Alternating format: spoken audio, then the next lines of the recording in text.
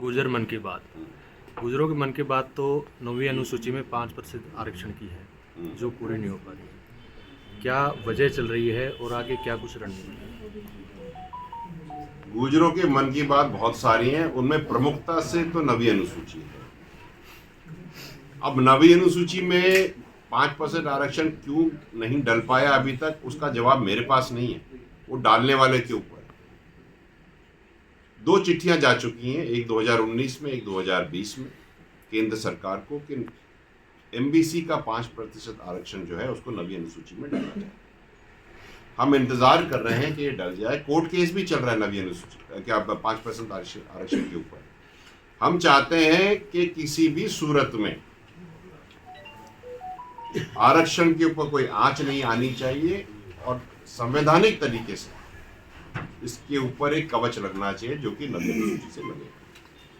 केंद्र सरकार और राज्य सरकार दोनों से आग्रह है कि करिए, हमारे मन की बात है, पूरे एमबीसी समाज की बात। जिस तरह से आंदोलन में जो केस लगे और अब उनके ऊपर जैसे आप बता रहे हैं उनको दोबारा से खोला जा रहा है, तो क्या आंदोलन होता है दोबारा से तो क्या समाज का उसी तरह से साथ मिलेगा या उसको तोड़ने की कोशिश है सरकार?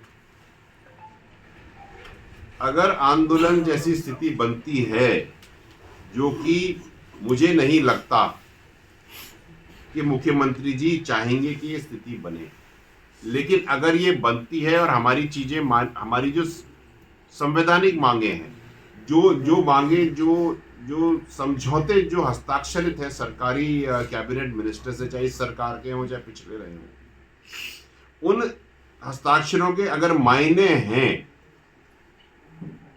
तो फिर ये स्थिति आनी नहीं चाहिए। और अगर उन हस्ताक्षरों के कोई मायने नहीं हैं तो ये स्थिति तो आएगी। और हमारे ऊपर 11 केस लगे हैं, 22 हो जाएंगे, क्या फर्क पड़ रहा है? मरा तो 1 गोली से भी मरा तो 4 गोली से भी मरा।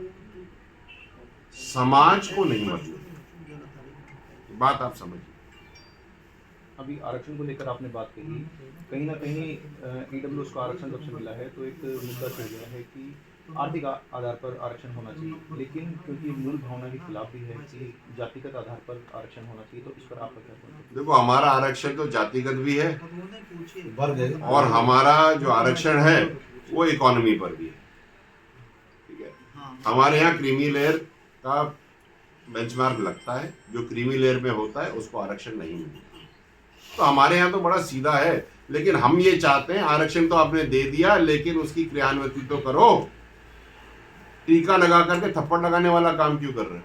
आपको पता है, high court, Jodhpur high court ने, जज साहब ने 2019 में ऑर्डर दिया है और उसके अंदर में कुलदीप जो डबल एजी थे उन्होंने लिखित में दिया है नंबर 4 पैराग्राफ में कि एमबीसी का आरक्षण कैसे नापा जाएगा। उन्होंने कहा है कि एमबीसी का अभ्यर्थी सबसे पहले तो जनरल में उसकी कट ऑफ देखी जाएगी, फिर उसके बाद ओबीसी में कट ऑफ देखी जाएगी और उसके बाद अगर नहीं उसमें बनता है तो उसको फिर एमबीसी में आरक्षण दिया जाएगा मेरिट बेसिस पर। जब कोर्ट, हाई कोर्ट का ऑर्डर है, हाई कोर्ट का ऑब्जर्वेशन है, आपके डबल एजी के नुमाइंदे कुलदीप जी ने कोर्ट में लिखाया है, तो सरकार खुद ही तो कोर्ट का उल्लंघन कर रही है।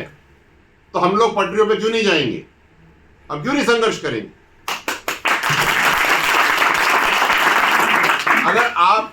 अगर आप अपने ही हाई कोर्ट की नहीं सुन रहे हो तो फिर तो बास कोर्ट की तो सुननी पड़ेगी। सरकार है और आप एक तरीके से भाजपा के प्रतिनिधि भी हैं, सरकार के किन नुमाइंदों से आपकी बातें हुई? हाँ, किन नुमाइंदों से आपकी बातें हुई है, किस तरीके से डिस्कशन हुआ? यार एक बात बताओ, कागज जब साइन हो जाता है तो उसके बाद बात करने की बचती है क्या? मतलब पहले तो एक कैबिनेट मिनिस्टर साइन कर दे सरकार के, उसके बाद में फिर हम बोले कि साहब आपने वो साइन किया, जरा उठ के देखो तो सही कहां साइन किया है। यही काम बचा है क्या हमारे पास? और जब पिछली बार जब हमने राहुल गांधी जी को रोका था, करीब 3 साल हो गए उस बात को, तब भी तो ये बातें हुई थी। क्या वो कागज सरकार के लोगों के पास नहीं है क्या हाई कोर्ट का जजमेंट उनके पास नहीं है क्या? मुझे तो ये बता दो भाई, क्या सरकार हाई कोर्ट का मानती है या नहीं मानती? नहीं मानती तो बता दो भैया, फिर हाई कोर्ट पूछ लेगा सरकार से। और अगर मानती है तो फिर हमारा ये प्रश्न है कि आप उसका अनुसरण क्यों नहीं कर रहे? मैं कोई गलत पूछ रहा हूं तो बता दो मेरे को, मैं पूरे राजस्थान से पूछ रहा हूं, हमने कुछ गलत बात कही क्या? और मैं एक बात और कहूंगा आप सबको, हम लोग कभी भी, गुर्जर समाज, एमबी समाज आंदोलन नहीं करता। एमबीसी समाज को इस तरह धकेल दिया जाता है एक कोने में कि उसके पास कोई और कुछ चीज बचती ही नहीं है, जबकि हम पहले ही बता देते हैं कि हम आपसे कुछ नहीं मांग रहे, जो आपने हमें साइन करके दिए हुए जो चीजें आपने करनी थी वो करिए।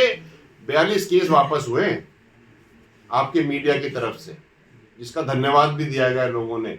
जब हम 42 केस की डिटेल पूछते तो पता था एक भी नहीं वापस हुआ। किसको उल्लू बना रहे भाई? देखो, हम झगड़ा नहीं करना चाहते, लेकिन अगर स्थिति आ जाएगी तो हम पीछे भी नहीं हटेंगे, क्योंकि समाज सर्वोपरि। समाज इसलिए सर्वोपरि क्योंकि ये विजय बैंसला का मामला नहीं है, ये भूरा भगत का मामला नहीं है, ये आने वाली नस्लों के बच्चों का मामला है। आप विश्वास करेंगे 500 बच्चों का अभी तक एडमिशन नहीं करा है। एग्जाम हो गए, मेरिट निकल चुकी है, 6ठा महीना निकल गया, 15 तारीख से मिड टर्म एग्जाम्स लगेंगे, कब तो एडमिशन कराएंगे, कब वो करेंगे? क्या सरकार एक नोटिस निकालेगी? क्या कंसर्न डिपार्टमेंट ऐसा नोटिस निकालेगी कि 500 बच्चों को बिना एग्जाम दिए पास कर दिया जाए? हाँ, अगर निकालते हो तो बात करो, और मुझे ये बता दो कि 12 महीने की पढ़ाई 6 महीने में कैसे कर दोगे अगर कल एडमिशन करा दोगे? हमारे बच्चे नहीं है क्या? क्या इन्होंने पाप करे हैं क्या? स्कूटियां नहीं मिली अभी तक। पिछले साल की जो आपने छात्रवृत्तियां अप्रूव करी थी, उन अप्रूव्ड छात्रवृत्तियों में से भी केवल 40% छात्रवृत्ति इस साल अभी तक दी गई है, और ये साल खत्म होने को आ रहा है। बाकी 60% बच्चों ने तो अपनी जेब से पैसे दिए, और मैं तो इसकी बात भी नहीं कर रहा जो इस साल एप्लीकेशन गए हैं। छात्रवृत्तियां पढ़ाने के लिए दी जाती हैं साहब, मोबाइल फोन खरीदने के लिए नहीं, और ये डायरेक्ट ट्रांसफर होता है। आपने क्यों नहीं दी? ये प्रश्न है, पूछा जाएगा, और एक बार नहीं 10 बार पूछा जाएगा। इन्होंने गलती करी है क्या? Please don't take us for granted. मैं सबसे निवेदन करना चाहता हूं, पूरे प्रशासन से और जितने भी संजीदा लोग हैं, संजीदगी से काम करें। बच्चों के भविष्य का मामला है, कोई विजय बैंसला, भूरा भगत या पूरनमल बरगढ़ जी के घर की बात नहीं है, ये समाज के आने वाले भविष्य की बात है। और सब कहते हैं ना कि राजस्थान आगे बढ़ेगा, राजस्थान तो तभी आगे बढ़ेगा ना जब उसके बच्चे आगे बढ़ेंगे।